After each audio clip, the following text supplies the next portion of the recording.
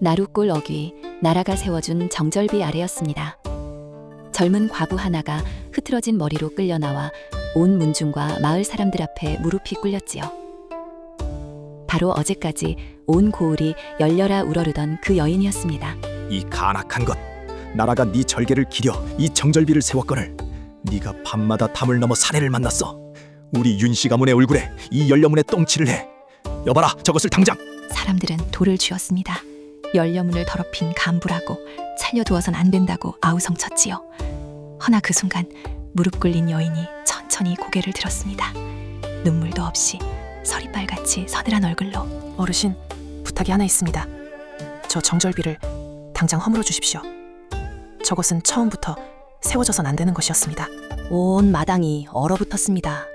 죽음을 눈앞에 둔 여인이 목숨을 빌기는커녕 제 연려문을 허물라 하니 말입니다.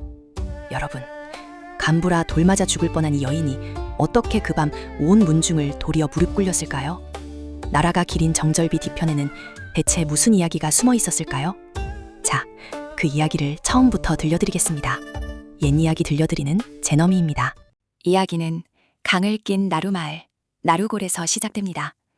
이 마을 어귀엔 나라에서 내려준 정절비가 하나 서 있었지요.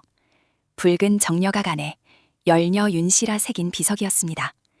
젊은 나이에 홀로 되어 3년을 한결같이 수절한 24 과부 매향을 기린 것이었지요. 매향은 온 고을의 자랑이었습니다. 낮이면 늘 흰 소복을 정갈이 입고 눈은 아래로 두고 말은 적었지요.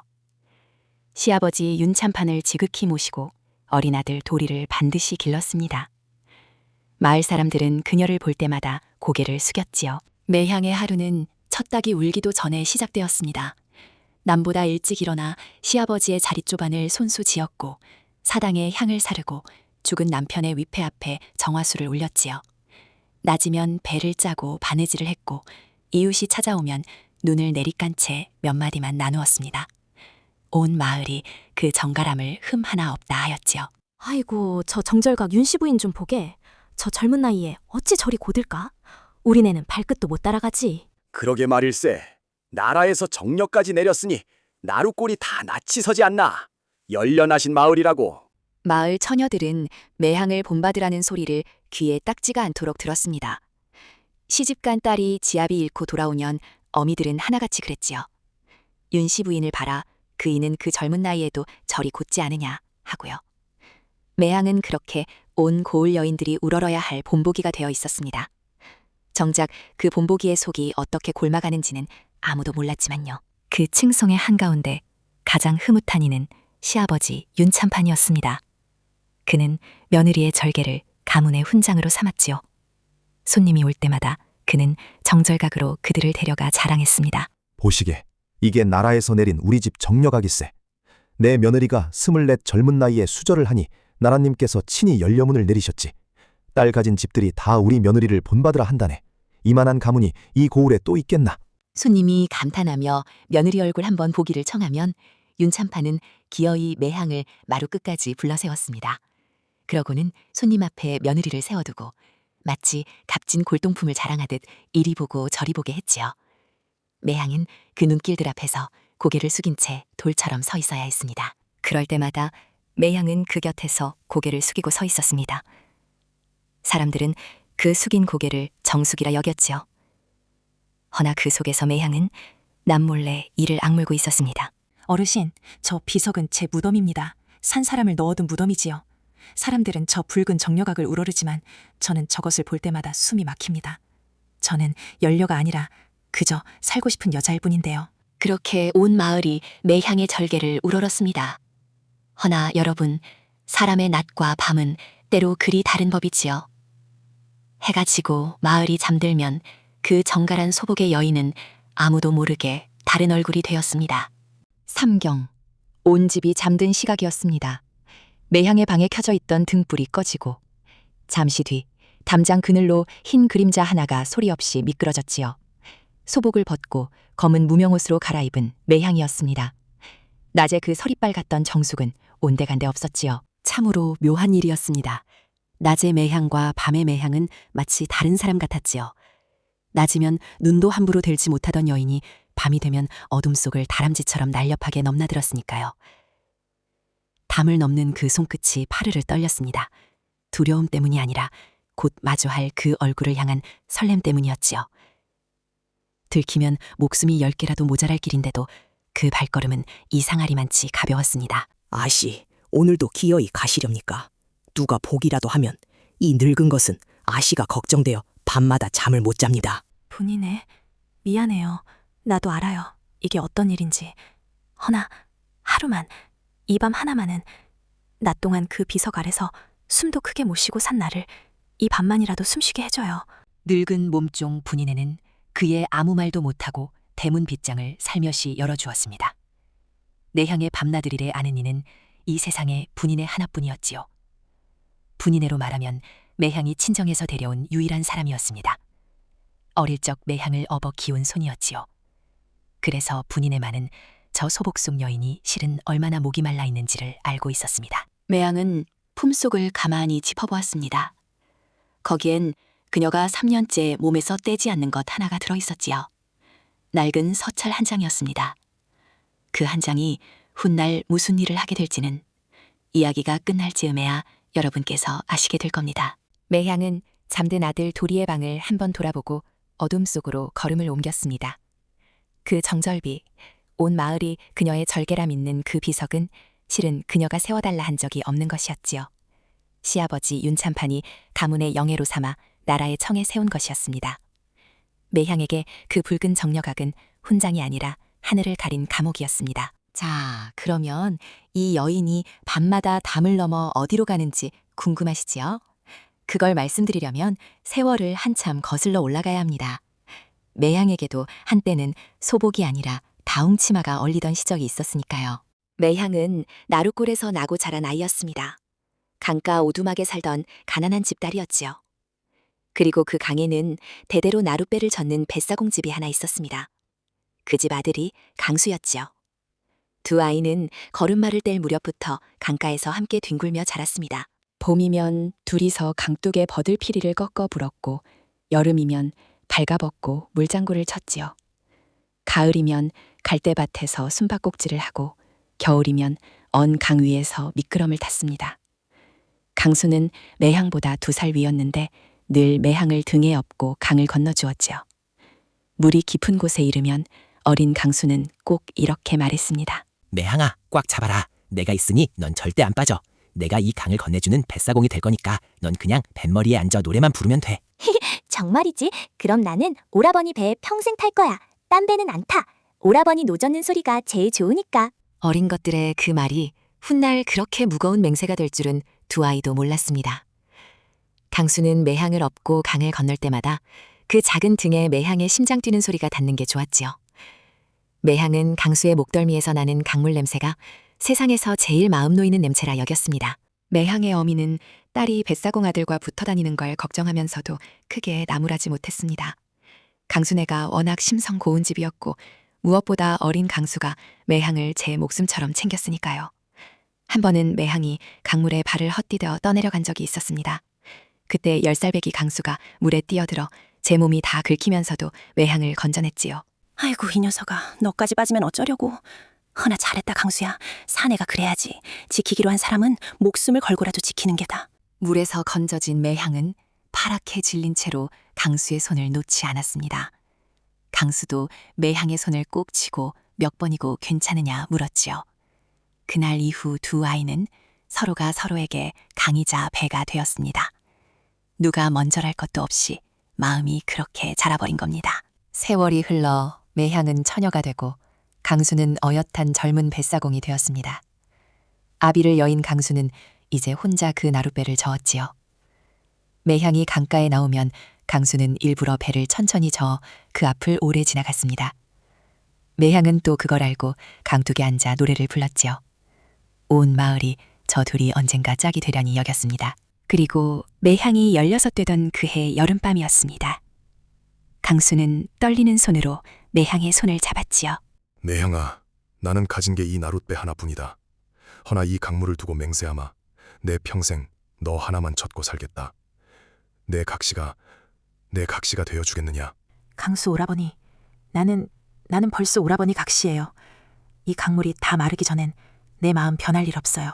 강물을 두고 맺은 백년가약이었습니다. 두 젊은이는 달빛 아래서 서로를 끌어안았지요.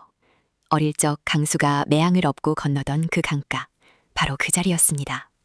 세상 무엇도 둘을 갈라놓지 못할 것 같은 그런 밤이었지요. 허나 여러분, 가난한 뱃사공의 맹세라는 것이 세상 앞에서 얼마나 힘없는 것인지를 그때 두 사람은 몰랐습니다. 매향이 18대던 해 친정에 큰 빚이 졌습니다. 아비가 병으로 눕고 약값에 살림이 거덜이 난 것이었지요.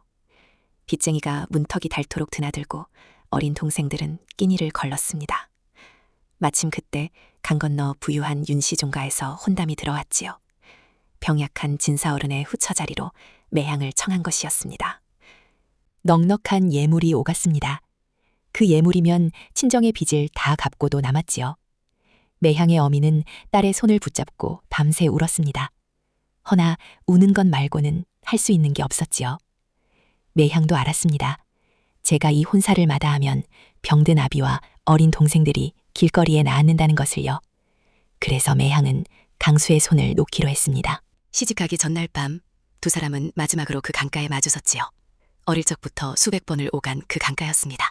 매향아, 내가 조금만 더 가진 게 있었더라면, 이 나룻배 말고 논 한 뙑이라도 있었더라면 너를 이렇게 보내지 않아도 됐을 텐데 다 내 탓이다.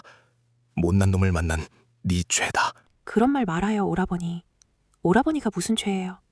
죄가 있다면 가난이 죄고 세상이 죄지요. 나 시집 가서도 오라버니 잊지 않을 거예요. 이 강물이 마르지 않는 한. 그러니 오라버니도 나를 잊지 말아요. 그거 하나면 나는 견딜 수 있어요. 그래, 잊을 리가 있느냐. 이 강이 마르면 그때 내 마음도 마르겠지. 가서 부디 잘 살아라.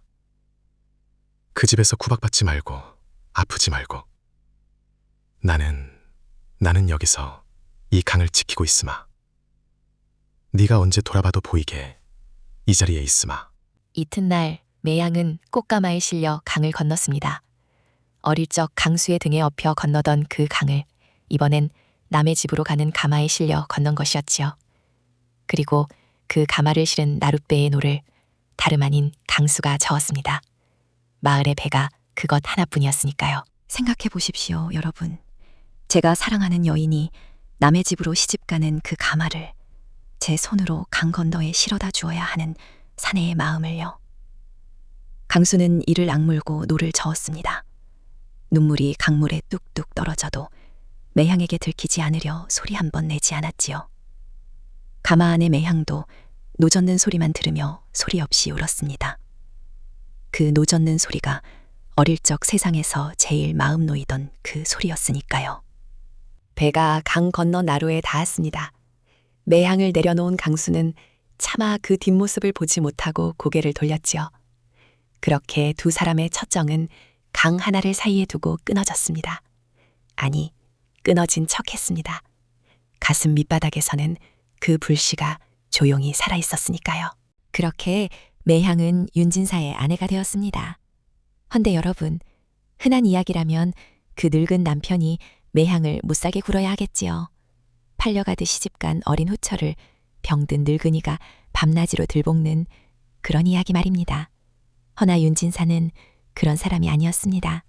병으로 몸은 쇠했으나 마음은 맑고 깊은 선비였지요.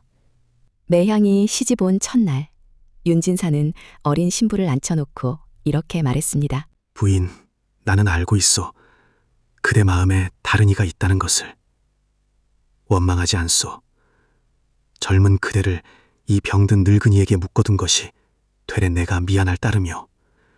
그저 내 곁에 있어주는 그 세월이 나는 고맙소. 매향은 그 넓은 마음에 눈물을 흘렸습니다.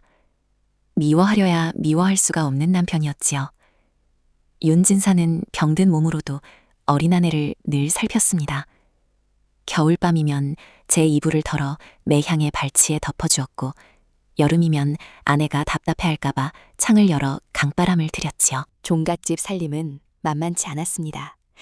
시아버지 윤참파는 법도가 엄한 어른이었고 후처로 들어온 매향에게 집안 어른들의 눈초리는 매서웠지요. 매향은 새벽부터 밤까지 종종거림을 쳤습니다. 그럴 때마다 윤진사는 아무도 없는 자리에서 아내의 손을 가만히 잡아주었습니다. 부인, 오늘도 고단했죠. 이 집 법도가 유난스러워 젊은 그대가 얼마나 숨이 막힐지 내 다 아오. 허나 참고 견뎌만 살지는 마시오. 사람이 참기만 하면 속이 다 사가 병이 된다오. 나한테만은 힘들면 힘들다 말해도 돼요. 그런 말을 들을 때마다 매향은 도리어 가슴이 저렸습니다. 이토록 다정한 남편을 두고도 마음 한구석에 강수를 지우지 못하는 제가 죄스러워서요. 매향은 이 좋은 사람에게 정을 붙여보려 무던히도 애를 썼습니다. 하루는 매향이 남몰래 강가를 바라보며 서 있는 것을 윤진사가 보았습니다.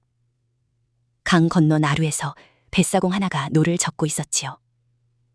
여느 남편이라면 불같이 화를 냈을 것입니다.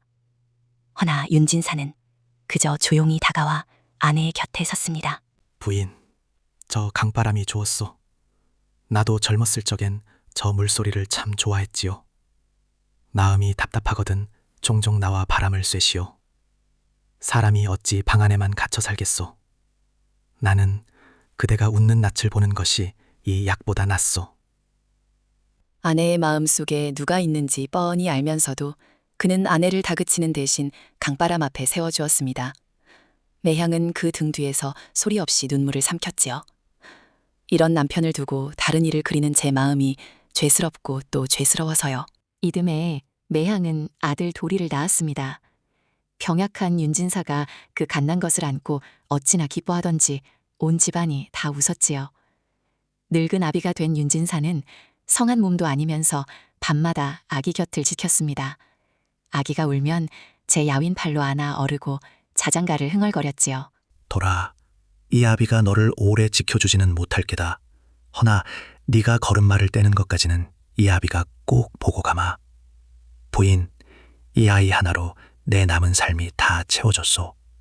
그대가 이 늙은이에게 준 가장 큰 복이요. 도리가 자라는 걸 지켜보는 그 몇 해가 병든 윤진사에게는 마지막 낙이었습니다. 도리가 첫걸음을 떼던 날 윤진사는 마루에 앉아 손뼉을 치며 아이처럼 웃었지요. 도리가 아버지 하고 처음 부르던 날엔 그 눈에 눈물이 그렁했습니다. 매향은 그런 남편을 보며 강수를 향한 마음을 조금씩 가슴 밑바닥으로 놀러갔습니다. 이 아이, 이 사람, 이만하면 되었다, 이만하면 사라지겠다 여기면서요. 그렇게 몇 해 겉으로는 남부러울 것 없는 세월이 흘렀습니다. 매향은 좋은 아내였고 좋은 어미였지요. 허나 강수를 향한 그 불씨만은 제가 되지 않고 가슴 깊이 묻힌 채로 남아 있었습니다. 아무리 눌러도 꺼지지 않는 그런 불씨였지요. 윤진사는 그것을 알면서도 끝내 원망 한마디 없었습니다. 그 넓은 정이 매향에게는 도리어 더 큰 짐이었습니다. 허나 좋은 세월은 오래 가지 못했습니다. 도리가 2살 나던 해 윤진사의 병이 깊어졌지요. 본디 약하던 몸이 이제는 자리 보전을 하고 일어나지 못했습니다. 매향은 밤을 새워 남편을 간호했습니다. 탕약을 다리고 이마에 땀을 닦고 야윈 손을 주물렀지요. 이상한 일이었습니다. 정으로 맺어진 혼인이 아니었는데도 남편이 쓰러져가는 것을 지켜보는 매향의 가슴은 무너져 내렸습니다. 3년을 함께 산 세월이 미운 정, 고운 정으로 이렇게나 깊었던 겁니다. 매향은 이 사람이 죽으면 제 삶의 한 기둥이 무너지는 것 같아 밤마다 몰래 울었지요. 그러던 어느 밤 윤진사가 매향을 머리맡에 불렀습니다. 숨이 턱에 차 한마디를 뱉는데도 온 힘을 쥐어짜야 하는 상태였지요. 그는 떨리는 손으로 미리 써둔 서찰 한 장을 아내의 손에 쥐어주었습니다. 부인, 내 죽거든 부디 수절하지 마시오. 이 답답한 가문에 그대를 묵지 마시오. 그 사람에게, 강수, 그 사람에게 가시오. 그것이 내 마지막 부탁이오. 서방님, 그런 말씀 마세요. 어찌 그런 말씀을. 저는 서방님 곁에 있겠어요. 이제야 정이 이만큼 들었는데 어디를 가라 하십니까? 그런 말씀 마시고 부디 일어나세요. 도리 장가가는 것도 보셔야지요. 부인, 나는 알고 있어. 그대가 나를 간병하며 흘린 눈물이 거짓이 아니라는 것도. 이제 나를 조금은 정말로 아낀다는 것도. 그러니 더더욱 그대를 놓아주고 가야겠어. 그대의 그 착한 마음을 이 병든 늙은이 무덤가에 30년 더 묶어둘 수는 없소. 도리는 하늘이 지킬 것이니 부디 그대는 그대의 삶을 사시오. 이 서찰이 훗날 그대를 지켜줄게요. 죽어가는 남편이 아내를 다른 사내에게 놓아준 것입니다. 제가 3년을 함께 산 아내를 첫정에게 돌려보내라 한 것이지요. 세상 천지에 이런 남편이 어디 있겠습니까? 매향은 그 서찰을 끌어안고 아이처럼 소리내어 울었습니다. 울지 마시오, 부인. 나는 그대를 만나 참 좋았어. 그대가 지어준 밥, 그대가 덮어준 이불, 도리를 안고 웃던 그 세월. 병든 이 몸에는 과분한 복이었어. 그러니 이 서찰을 부디 버리지 말고 간직하시오. 세상이 그대를 가두려 하거든. 그때 이걸 꺼내시오. 이건 내가 그대에게 주는 마지막 열쇠요. 그 밤 윤진사는 조용히 눈을 감았습니다. 매향의 손을 잡은 채로요. 매향은 남편이 마지막 숨을 놓는 순간까지 그 손을 놓지 않았습니다. 그리고 남편이 남긴 그 한 장의 서찰을 제 저고리 깊숙이 품었지요. 그것이 훗날 온 문중을 뒤엎을 칼이 될 줄은 그때는 아무도 몰랐습니다. 매향 자신조차도요.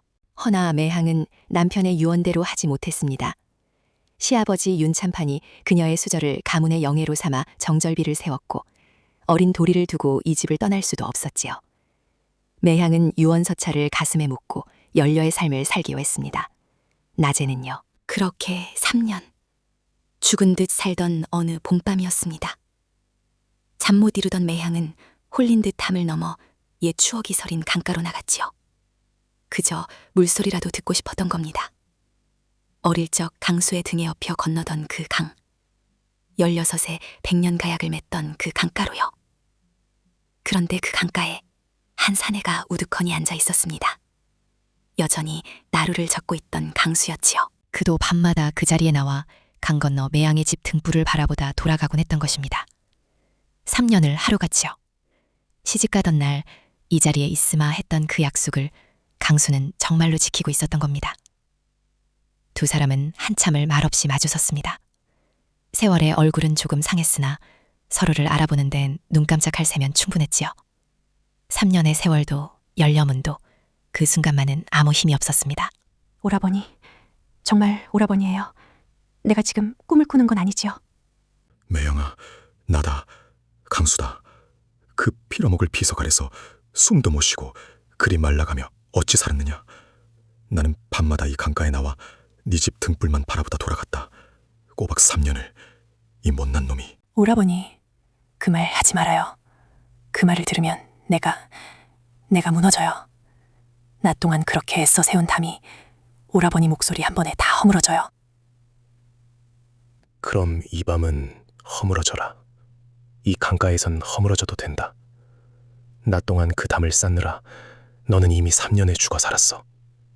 이 밤 하나만은 아무것도 짊어지지 마라. 내 앞에선 열려도 못도 다 내려놓아라. 강수가 한 걸음 다가섰습니다. 그리고 어둠 속에서 3년을 굶주린 손이 매향의 손목을 잡았지요. 매향은 숨을 삼켰습니다. 낮 동안 정절각 아래서 서리발같이 꼿꼿하던 그 여인은 온데간데 없고 달빛 아래는 그저 한 사내를 그리다 마른 여인 하나만 남았습니다. 오라버니, 나는 열려예요. 온 나라가 아는. 이러면 안 돼요. 이러면. 그럼 이 밤만은 열려가 아니어도 된다. 이 강가에선, 이 어둠 속에선 너는 그냥 내 매향이다. 16 그해 여름 강물에 100년 가량 맺던 그 매향이야. 매향의 눈에서 3년 참았던 눈물이 흘렀습니다. 그 눈물이 채 마르기도 전에 강수의 팔이 그녀를 끌어안았지요. 강물은 무심히 흐르고 풀벌레만이 두 사람의 숨소리를 덮어주었습니다. 그 밤 강가의 달은 구름 뒤로 슬며시 몸을 숨겼지요. 그날 이후 매향의 삶은 둘로 쪼개졌습니다. 낮이면 그녀는 다시 열려 윤씨였지요. 정절각 아래서 소복을 여미고 시아버지 앞에 무릎을 꿇고 눈은 늘 아래로. 온 마을이 우러르는 얼음 같은 정숙이었습니다. 오냐 며느라기, 내 그 고든 절개가 우리 윤씨 가문의 기둥이다. 나라에서까지 정렬을 내렸으니 너는 죽어 열려문에 이름을 남길 것이야. 사내들도 못 지킬 절개를 네가 지키는구나. 어르신이 세운 그 비석이 밤마다 저를 얼마나 목조르는지 아십니까? 낮 동안 저는 사람이 아니라 그저 그 비석에 새겨진 두 글자였습니다. 허나 밤이 오면 얼음은 물이 되었습니다. 담을 넘어 강가에 이르면 강수의 품이 그녀를 기다렸지요.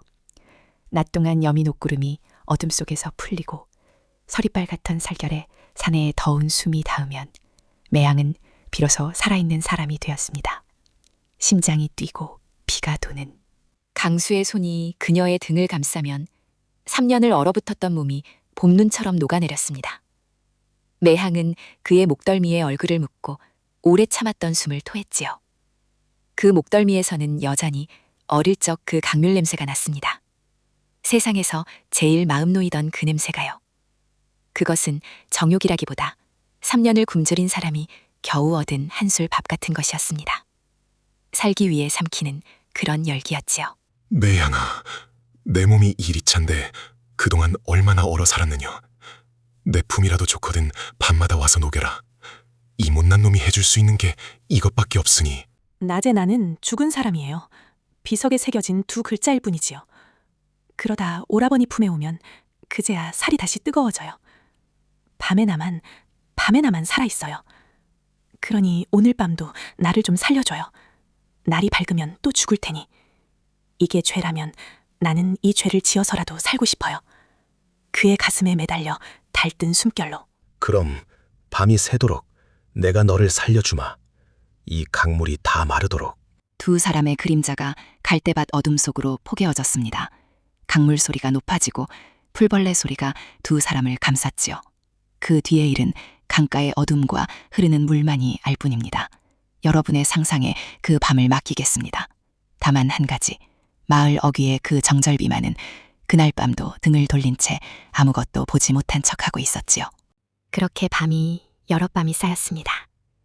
매향은 사흘에 한 번, 이틀에 한 번, 나중에는 거의 밤마다 담을 넘었지요.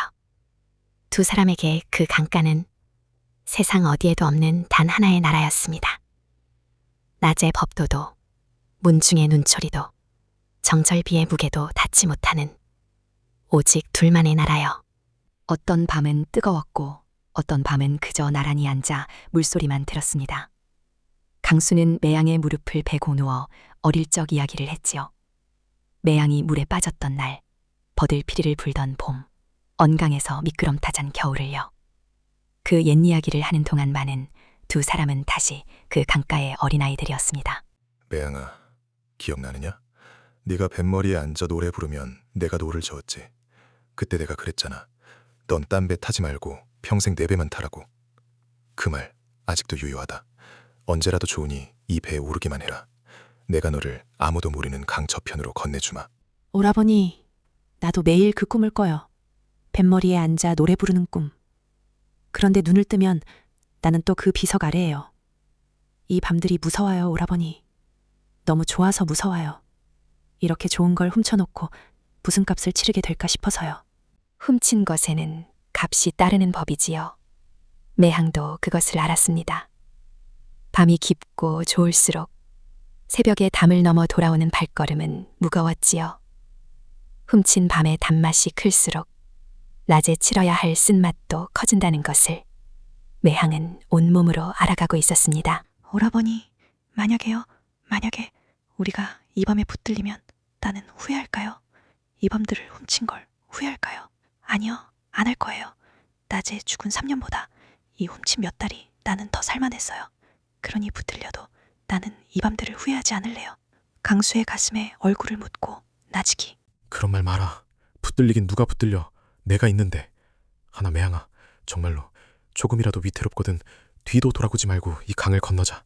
나 하나 믿고, 응?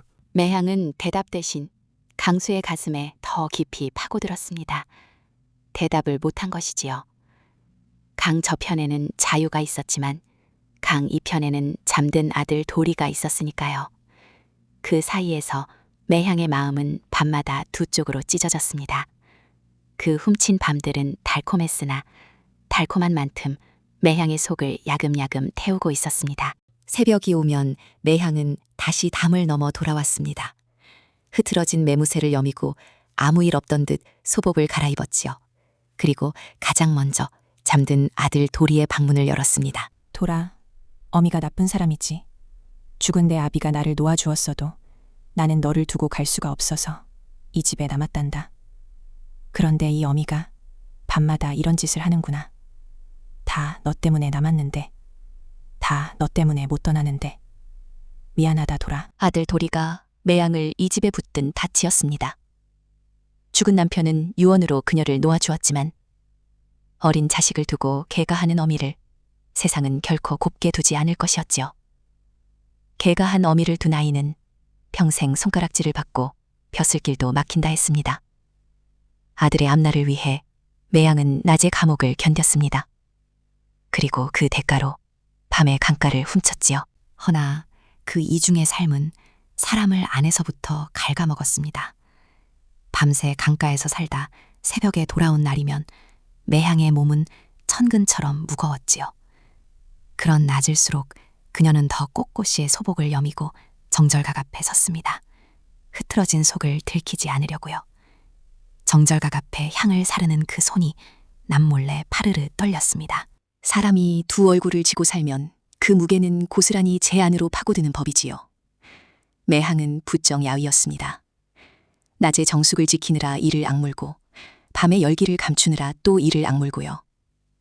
이따금 물동이에 비친 제 얼굴이 문득 낯설어질 때면 매향은 등골이 서늘했습니다. 이러다 낮에 나도 밤에 나도 아닌 그저 텅 빈 껍데기 하나만 남는 것은 아닐까 하고요. 어느 밤엔 강수의 품에 안겨서도 문득 제가 누구인지 알 수 없어 소스라친 적도 있었습니다. 낮에는 열려 윤씨, 밤에는 강수의 매향. 그 둘 중 어느 것이 진짜 나인지 매향은 스스로도 헷갈리기 시작한 겁니다. 사람이 두 이름을 살면 두 이름 다 조금씩 달아 없어지는 모양이었습니다. 허나 그럴수록 밤이 그리웠습니다. 그 강가에서만 매향은 자신이 아직 사람이라는 것을 겨우 느낄 수 있었으니까요. 하루는 이웃 고을에서 부녀자들이 찾아왔습니다. 열녀 윤씨를 본받겠다며 절을 하러 온 것이었지요. 부인, 저희 같은 것들이 어찌 부인의 절개를 따르겠으니까마는 부디 그 마음가짐 한 자락만 일러주십시오. 지아비 여인 몸을 어찌 그리 곧게 지키셨는지요. 곧게 지켰다뇨? 나는 밤마다 담을 넘는 여자입니다. 지금 당신 앞에서 웃는 이 얼굴이 실은 껍데기라오. 허나 그 말을 나는 삼킬 수밖에 없었지요. 별 말씀을요. 그저 하루하루 견디는 것뿐입니다. 견딘다. 그 한마디에 매향의 모든 것이 들어 있었습니다. 사람들은 그 말조차 열녀의 점손이라 여겼지요. 그 부녀자들은 돌아가며 딸들에게 또 이를 겁니다. 윤씨 부인을 봐라. 그 이처럼 곧게 살아라 하고요. 매향의 거짓 얼굴이 또 다른 여인들의 감옥이 되어 퍼져나가고 있었던 겁니다. 아무도 그 여인의 낮이 얼마나 무거운 껍데기인지는 알지 못했습니다. 아씨, 요 며칠 마을에 이상한 소문이 돕니다. 밤에 강가에서 여자 그림자를 봤다는 동. 아씨, 이제 그만 걸음을 끊으셔야 합니다. 꼬리가 길면 밟히는 법이에요. 만에 하나 들키면 아씨는 그냥 죽는 게 아니라 열려문을 더럽힌 죄로 온 집안이 함께. 알아요, 분이네. 나도 알아요. 이 밤이 나를 죽일 거라는 걸. 그런데도 발이 저 강가로 가요. 죽는 게 무서운 게 아니라 다시 남만 사는 게 그게 더 무서워요. 늙은 몸종의 근심은 헛되지 않았습니다. 어둠은 영원히 두 사람을 덮어주지 못하는 법이지요. 매향의 밤은 이미 누군가의 눈에 밟히기 시작했습니다. 그 밤도 매향은 강가에 있었습니다.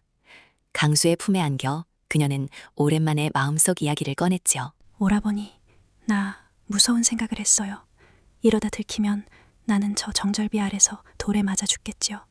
그런데 그렇게 죽어도 좋다는 생각이 들어요. 낮에 죽은 사람으로 사느니 이 밤에 산 사람으로 죽는 게 차라리 낫겠다고. 그런 말 마라, 이 사람아. 내가 진작에 너를 데리고 이 강을 건넜어야 했다. 저 멀리 아무도 우리를 모르는 곳으로 도리도 데리고 그깟 열려문이 뭐라고 그깟 체면이 뭐라고. 도리의 앞날이 걸려 있어요. 어미가 개가하면 그 아이는 평생 손가락질을 받아요. 나 하나는 참으면 되는데. 매양아, 너는 늘 너 하나만 참으면 된다 하는구나. 18에도 그랬지. 집안 빚 때문에 너 하나만 참으면 된다고. 그렇게 너를 남의 집에 보냈다. 그리고 3년을 또 너 혼자 그 비석 아래서 참았어. 언제까지 너만 참을 테냐? 이 강만 건너면 아무도 우리를 모르는 땅이다. 거기서 돌이랑 셋이 그냥 사람처럼 살면 안 되겠느냐? 나도 알아요, 오라버니. 나도 매일 밤 이 강을 건너는 꿈을 꿔요. 돌이 손을 잡고 당신 배에 올라. 그런데 아침이면 또 겁이 나요. 내가 한 발만 잘못 디디면 돌이까지 나락으로 떨어질까봐. 조금만 더 생각할 말미를 줘요. 강수는 더 다그치지 못하고 그저 그녀를 안았습니다. 두 사람 다 알고 있었지요. 이 밤이 언제까지고 이어질 수 없다는 것을. 어둠은 곧 겉을 것이고 그러면 이 훔친 밤들의 값을 치러야 한다는 것을요. 바로 그때였습니다. 갈대밭 저편에서 부스럭 하는 소리가 들렸지요. 두 사람은 얼어붙었습니다. 강수가 재빨리 매향을 등 뒤로 숨기고 어둠을 노려보았지만 이미 검은 그림자 하나가 몸을 돌려 달아나고 있었습니다. 마을 쪽으로 나는 듯이. 봤다. 누가 봤어? 매양아, 큰일이다. 오늘 밤은 집에 가지 마라. 나랑 지금 이 강을 건너자. 지금 당장. 도리가 집에 있어요. 내 아들을 두고는 못 가요. 못 가요, 오라버니. 강수가 매향의 팔을 붙잡았습니다. 지금 이 배에 오르지 않으면 다시는 기회가 없다는 것을 그는 알았지요. 허나 매향은 그 손을 뿌리쳤습니다. 잠든 아들을 두고 저 혼자 강을 건널 수는 없었으니까요. 오라버니, 놓아요. 도리를 데리고 다시 올게요. 저 아이를 두고 가면 나는 강 건너에서도 발 뻗고 못 자요. 기다려줘요. 이 밤만 지나면 도리를 데리고 꼭 올게요. 이 강가에서 나 기다려줘요. 매향은 강수의 손을 뿌리치고 어둠 속을 달려 집으로 돌아갔습니다. 잠든 아들 곁을 지키기 위해서였지요. 강수는 텅 빈 강가에 서서 멀어지는 그 흰 그림자를 오래도록 바라보았습니다. 붙잡지 못한 그 손이 두고두고 한이 될 줄도 모른 채로요. 허나 이미 매향의 밤은 온 마을의 손가락 위에 올라와 있었습니다. 날이 밝으면 지옥이 열릴 것이었습니다. 이튿날 새벽, 윤씨 종갓집 대문이 부서질 듯 열렸습니다. 간밤에 강가의 그림자를 본 자가 그 길로 윤 참판에게 고해 바친 것이었지요. 소문은 삽시간에 온 마을로 퍼졌습니다. 열려 윤씨가 밤마다 사내를 만난다더라. 그 정잘비가 새빨간 거짓이더라. 저것을 끌어내라. 이 천하의 간악한 것. 네가 감히 우리 가문의 연려문을 이 지경으로 더럽혀. 나라를 속이로 조상을 속이고 온 고을을 속여. 매향은 머리채를 잡힌 채 마당으로 끌려 나왔습니다. 어린 도리가 울며 어미에게 매달렸지만 하인들이 아이를 떼어냈지요. 늙은 분이네가 그 앞을 가로막으며 애원했습니다. 어르신, 고정하십시오. 우리 아씨가 무슨 죄가 있습니까? 젊은 나이에 홀로 되어 그저 사람이 그리웠을 뿐입니다. 저 어린 것을 봐서라도 제발. 닥쳐라, 이 늙은 것. 네가 곁에서 아씨의 밤나들이를 거들었겠다? 너도 한통 속이렸다. 저 계집종도 함께 가더라. 분이네마저 끌려나가자 매향은 눈을 질끈 감았습니다. 저 하나 때문에 저를 지켜준 늙은 몸종까지 화를 입는 것이었지요. 강수는 간밤에 이미 몸을 피했다 했으나 붙잡히는 것은 시간 문제일 터였습니다. 마을 사람들이 담 너머로 새까맣게 모여들어 손가락질했습니다. 어제까지 그녀를 보면 길을 비키고 고개를 숙이던 바로 그 사람들이었지요. 울얼음이 침뱉음으로 바뀌는 데엔 하룻밤이면 충분했습니다. 저럴 씨가 열렬하더니 우리가 다 속았어. 나는 저 여자한테 절까지 했는데 저 정절비가 부끄럽다. 간부는 돌로 쳐야 해. 어제까지 딸더러 저희를 본받으라던 어미들이 오늘은 그 딸의 눈을 가리며 침을 뱉었습니다. 어제까지 정절각에 저를 울리던 이들이 오늘은 그 비석에 흙을 끼얹어 했지요. 열을 굶은 개처럼 달려들어 저마다 한마디씩 돌을 얹었습니다. 사람의 마음이 그렇게 무서운 겁니다. 우러리던 마음이 돌아서면 그게 세상에서 제일 매서운 칼이 되는 법이지요. 개 중에는 매양에게 딱히 원한도 없던 이들이 더 목청을 높였습니다. 남들이 돌을 주니 저도 쥐어야 할 것 같고 남들이 침을 뱉으니 저도 뱉어야 무리에서 안 밀려날 것 같아서요. 그렇게 온 마을이 어제의 연려를 오늘의 간부로 만드는데 한 덩어리가 되었습니다. 그래요. 실컷들 보세요. 낮에는 그리 우러러더니 이제는 돌을 쥐는군요. 여러분이 우러른 것도 침을 뱉는 것도 다 저 비석이지 사람 매향이 아니었어요. 매향의 그 말에 사람들은 더욱 길길이 날뛰었습니다. 뉘우치기는커녕 절이 뻔뻔하다고 말입니다. 윤참판은 문중 어른들을 모아 그날 밤 정절비 앞에서 매향을 심판하기로 했습니다. 연려문을 더럽힌 죄는 죽음으로 씻어야 한다면서요. 그리하여 우리는 이야기의 맨 처음 그 밤으로 돌아왔습니다. 나라가 세워준 정절비 아래 매향이 무릎 꿇린 그 밤으로 말입니다. 문중 어른들이 둘러앉고 마을 사람들이 돌을 쥐고 지켜보는 가운데 윤참판의 준엄한 목소리가 울렸습니다. 매향, 내 죄를 아느냐? 나라가 기린 연려의 몸으로 사내와 정을 통했으니 이는 죽어 마땅한 죄다. 우리 윤씨 가문의 명예를 위해 또 이 연려문의 이름을 위해 너는 오늘 밤 스스로 목숨을 끊어라. 그것이 마지막으로 가문에 갚는 길이다. 스스로 목숨을 끊으라. 그래야 연려가 실수 끝에 자결했다는 모양새로 가문의 체면과 정절비를 지킬 수 있다는 것이었지요. 매양의 눈앞에 흰천 한 자락과 사약 한 사발이 놓였습니다. 어린 도리는 저만치서 하인에게 붙들린 채 울부짖고 있었지요. 어머니, 우리 어머니 살려주세요. 어머니. 매향은 아들의 울음소리에 심장이 찢어졌습니다. 강수는 어디 있는지 보이지 않았지요. 필시 붙잡혔거나 몸을 피했을 것입니다. 온 세상이 그녀에게 죽으라 하고 있었습니다. 3년을 연려로 갇혀 살다 이제는 연려문 아래서 죽으라니. 참으로 우습구나. 저 비석에 열려라 새길 때는 온 고을이 나를 떠받들더니 이제는 그 비석 아래서 나를 죽이려 하는구나. 저들이 지키려는 건 내가 아니라 저 두 글자였어. 살아있는 나는 저 비석에 걸리적거리는 흠집일 뿐이었지. 저만치서 늙은 몸종 분이네가 참아 보지 못하고 얼굴을 두 손에 묻은 채 어깨를 들썩였습니다. 매향의 밤을 유일하게 알던 사람, 유일하게 감싸주던 사람이었지요. 허나 힘없는 몸종이 무엇을 할 수 있었겠습니까? 매향은 그 울음소리를 들으며 조용히 눈을 감았습니다. 이대로 끊긴가 싶었지요. 허나 그 순간 매향의 손이 천천히 제 가슴께로 올라갔습니다. 3년을 몸에서 떼지 않던 그것, 죽은 남편이 남긴 서찰이 거기 있었지요. 그녀는 눈을 떴습니다. 그리고 이상하게도 그 눈에는 두려움이 아니라 서늘한 결기가 어렸습니다. 서방님, 당신이 이걸 왜 주셨는지 이제야 알겠습니다. 저를 지켜줄 거라 하셨지요. 세상이 저를 가두려 하거든 꺼내라. 이게 마지막 열쇠라 하셨지요. 저는 이걸 3년을 품고도 제 목숨 구하는 데 쓰기가 당신께 죄스러워 못 썼습니다. 허나 이제는 압니다. 이건 제 목숨을 구하는 종이가 아니라 저 거짓된 비석을, 저 위선을 무너뜨리라고 주신 칼이라는 것을. 그걸, 칼이라는 것을. 3년이었습니다. 그 서찰을 가슴에 품고도 매양은 단 한 번도 그것을 꺼낼 생각을 하지 못했지요. 그것을 세상에 매미는 순간 죽은 남편의 마지막 정을 제 목숨값으로 흥정하는 것만 같아서요.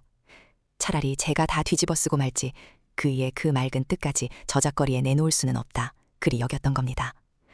허나 이 밤 매양은 비로소 깨달았습니다. 그 서찰은 흥정거리가 아니라 진실이었다는 것을.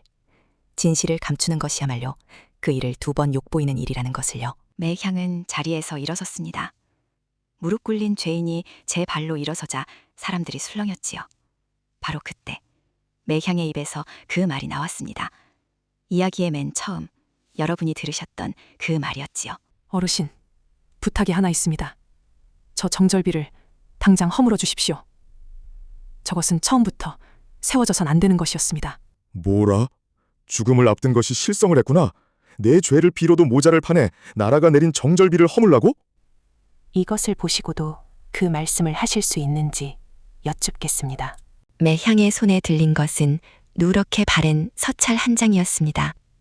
문중 어른 하나가 그것을 받아 펼쳐들었지요. 그리고 등불에 비쳐 읽어내려가던 그 얼굴이 점점 하얗게 질려갔습니다. 그것은 3년 전 돌아가신 제 남편 윤진사 어른께서 임종의 손수 쓰신 유언입니다. 어디 여기 계신 분들 앞에서 큰 소리로 읽어주십시오. 돌아가신 어른께서 이 며느리에게 무엇라 하셨는지. 부인, 내 죽거든 부디 수절하지 마시오. 이 답답한 가문에 그대를 묵지 마시오. 그 사람에게, 강수, 그 사람에게 가시오. 그것이 내 마지막 부탁이오. 도리는 하늘이 지킬 것이니 그대는 그대의 삶을 사시오. 온 마당이 죽은 듯 고요해졌습니다. 돌을 쥐었던 손들이 스르르 풀렸지요. 그 서찰이 윤진사의 필적임을 문중 어른들은 한눈에 알아보았습니다. 살아생전 그 맑고 반듯하던 글씨였으니까요. 죽은 이의 글씨가 산자들의 입을 틀어막은 겁니다. 매향이 그 정적을 가르고 입을 열었습니다. 들으셨습니까? 제 남편은 죽어가면서도 저를 놓아주었습니다. 저더러 수절하지 말라, 사랑하는 이에게 가라 하였습니다. 죽은 남편이 손수 풀어준 여인을 산 사람들이 붙잡아 저 비석에 가두었습니다. 저 정절비는 제가 세운 것도 제 남편이 바란 것도 아닙니다. 어르신, 당신이 가문의 훈장으로 삼으려 세운 것이지요. 남편은 저를 놓아주었는데 당신은 저를 가두었습니다. 남편은 제 삶을 살라 했는데 당신은 저를 죽으라 합니다. 그런데도 저 비석에 새겨진 열려라는 두 글자가 정녕 제 절개를 기린 것입니까? 아니면 당신의 체면을 기린 것입니까? 매향의 말이 끝나자 마당엔 무거운 침묵이 내려앉았습니다. 조금 전까지 돌을 쥐고 소리치던 사람들이 슬며시 서로의 눈치를 보았지요.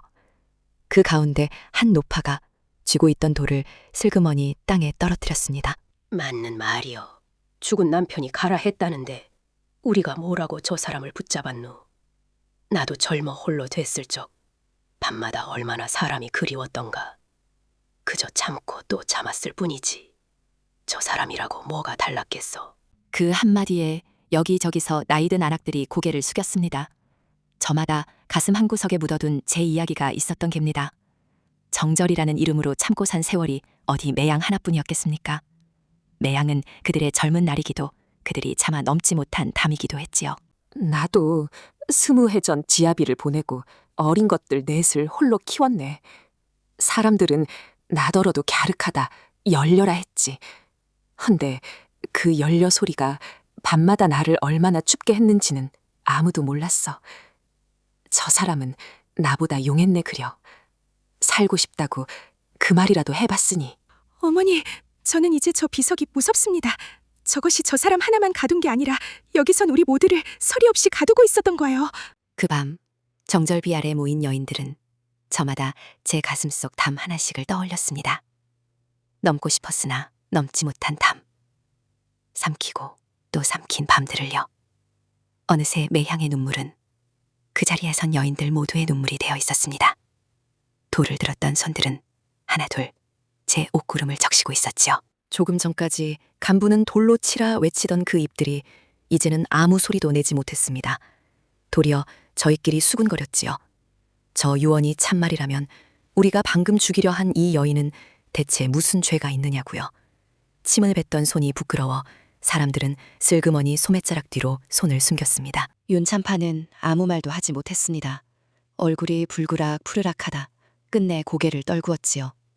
죽은 아들이 손수 아내를 놓아주었다는데 아비가 무슨 낯으로 그녀를 열려라 가두고 또 죽으라 하겠습니까? 마을 사람들도 하나둘 고개를 숙였습니다. 그들이 우러른 정절, 그들이 침뱉은 간음, 그 모든 것이 실은 한 여인을 산채로 가둔 감옥이었음을 그제야 안 것이지요. 그 밤 아무도 매향에게 돌을 던지지 못했습니다. 죽으라던 사약사발은 치워졌지요. 윤참파는 무너지듯 주저앉아 오래도록 말이 없었습니다. 읽고 그는 쉰 목소리로 겨우 한마디를 내뱉었지요. 가거라. 내 아들이 놓아준 사람을 이 늙은 것이 무슨 염치로 붙잡겠느냐. 저 비석은 날이 박는 대로 허물마. 부끄러운 것은 네가 아니라 나였다. 늙은 아비의 그 한마디에 3년의 감옥이 열렸습니다. 윤참파는 며느리를 붙잡아 열려를 만든 것이 실은 죽은 아들의 뜻을 짓밟은 것이었음을 그제야 안 것이지요. 가문의 체면이라는 것이 자식이 마지막 힘으로 남긴 사랑보다 무거울 리 없었습니다.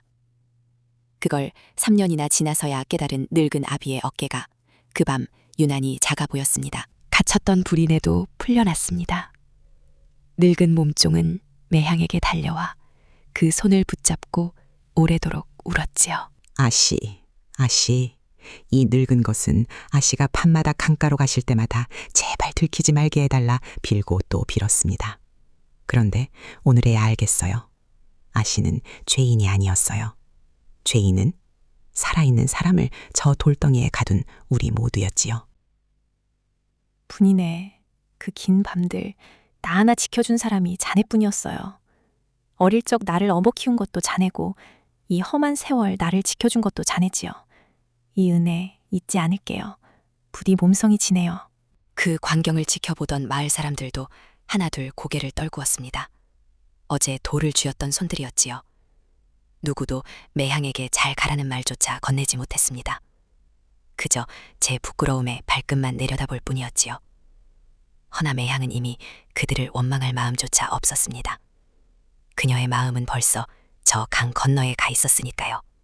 이튿날 새벽 강안개가 자욱한 나루에 나룻배 한 척이 떠 있었습니다.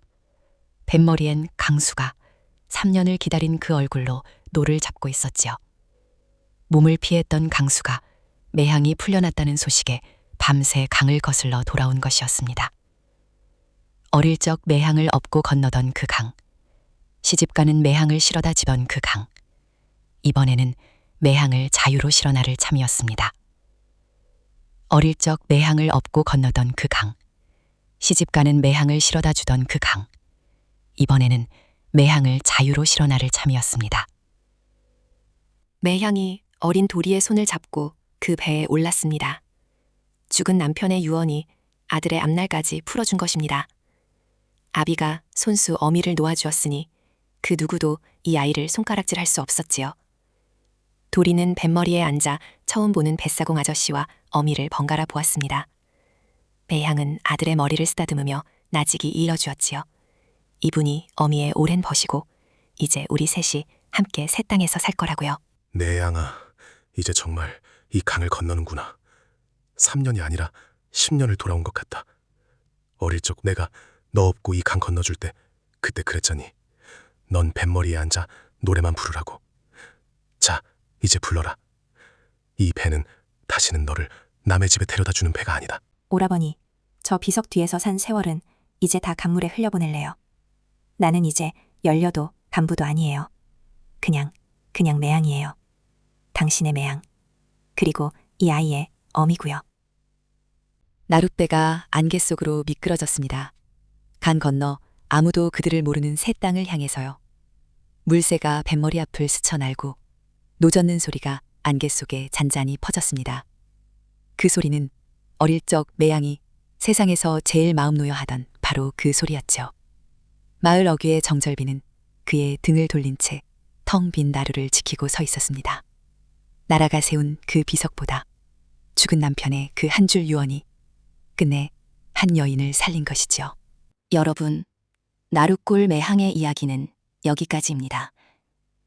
나라가 붉은 정려각을 세워 기린 그 절개가 실은 한 여인을 산채로 가둔 감옥이었다니 참으로 모진 세월이었지요. 사람들은 여인의 정절을 기린다 하였지만 정작 그 여인의 마음이 어떠한지는 아무도 묻지 않았습니다. 열려문을 세운 것도 사람이요. 그 아래서 여인을 죽이려 한 것도 사람이었지요. 허나 죽은 남편은 살아있는 그 누구보다 아내를 사랑했습니다. 제 몸이 쓰러지면서도 아내를 붙잡는 대신 놓아주었지요. 진짜 사랑은 가두는 것이 아니라 놓아주는 것임을 그 병든 선비는 알고 있었던 겁니다. 오늘날 우리 곁에도 사랑이라는 이름으로 누군가를 가두고 있지는 않은지 한 번쯤 돌아볼 일입니다. 그리고 또 하나. 어제까지 열려라 우러르다 하룻밤새 돌을 쥐던 그 마을 사람들을 여러분은 어찌 보셨습니까? 남이 우러르면 저도 우러르고 남이 침뱉으면 저도 침뱉던 그 마음 말입니다. 실은 우리 안에도 그런 마음 한 자락쯤은 있지요. 무리를 따라 함부로 돌을 쥐기 전에 그 사람의 속사정 한번 물어보는 것. 어쩌면 그게 사람이 사람에게 지켜야 할 마지막 도리인지도 모르겠습니다. 그날 밤 정절비 아래에서 눈물을 훔친 여인들은 이튿날 각자의 집으로 돌아갔을 겁니다. 다시 밥을 짓고 다시 지압이 없는 살림을 꾸리고 다시 남들의 눈을 살피며 살았겠지요. 세상이 하루아침에 바뀌지는 않으니까요. 허나 그 여인들의 가슴 속엔 그 밤 이후로 작은 등불 하나가 켜졌을 겁니다. 참는 것만이 여자의 길은 아니다. 나도 살고 싶다 말해도 되는 사람이다. 하는 등불이요. 매항이 강을 건너며 남긴 것은 어쩌면 그 등불 하나였는지도 모르겠습니다. 지금까지 옛이야기 들려드리는 제넘이었습니다. 편안한 밤 되십시오.